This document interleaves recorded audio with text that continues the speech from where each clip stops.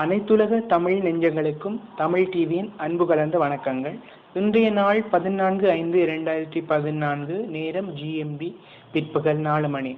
இன்றைய செய்தி துளிகளாக இலங்கை மற்றும் உலக செய்திகள் இடம்பெற்றுள்ளன. அந்த வகையிலே தமிழ் சிங்கள இனவாதம் தேவையில்லை, எல்லாவற்றையும் மறந்து வெசாக் பண்டிகை நாளில் ஒன்றிணைவோம் என JVP பரப்புரை. விடுதலை புலிகள் அழிந்தனர் என கூறிய தமிழ் தேசிய கூட்டமைப்பின் நாடாளுமன்ற உறுப்பினர் சுரேஷ் பிரேமச்சந்திரவுக்கு எதிராக நாடு கடந்த விடுதலை புலிகள் அமைப்பு கடும் கண்டனம். இணைய பக்கங்களில் நாடு கடந்த அமைப்பின் செய்திப்பிரிவு கருத்து வெளியிட்டுள்ளது. மேலும் குருநகர் கிணத்திலிருந்து சடலமாக மீட்கப்பட்ட ஜெரோமி கொன்சலீட்டாவின் மரணம் தொடர்பான வழக்கில் தப்பியோடிவிட்டதாக கூறப்பட்ட இரு மதகுருமாரும் திங்கட்கிழமை அன்று ஆஜராகினர்.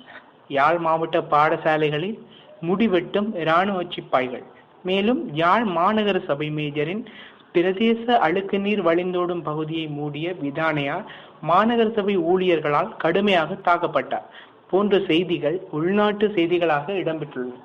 மேலும் வெளிநாட்டு செய்திகளை நோக்குவோமாயின், கணவனின் நோயை குணப்படுத்துவதாக கூறி கற்பழிக்கப்பட்ட மனைவி, பெண்ணை மானபங்கப்படுத்தி 1 லட்சம் அபராதம் விதித்த கிராம மக்கள். மேலும் டோனியின் சிறப்பான ஆட்டத்தால் சென்னி அணி வெற்றி களிப்பு மற்றும் ட்விட்டரில் இணைந்து கொண்ட ரயனி ட்விட்டர் தரப்படுத்தலில் இந்தியாவில் முதலிடத்திலும் உலக பட்டியலில் 6வது இடத்திலையும் பிடித்து சாதனை. கனடா அருள்மிகு ஸ்ரீ முத்துமாரியம்மன் சப்பர திருவிழா மிகவும் கோலாகலமாக நடந்தேறியது போன்ற செய்திகளும் இடம்பெற்றுள்ளன. மேலும் உள்நாட்டு வெளிநாட்டு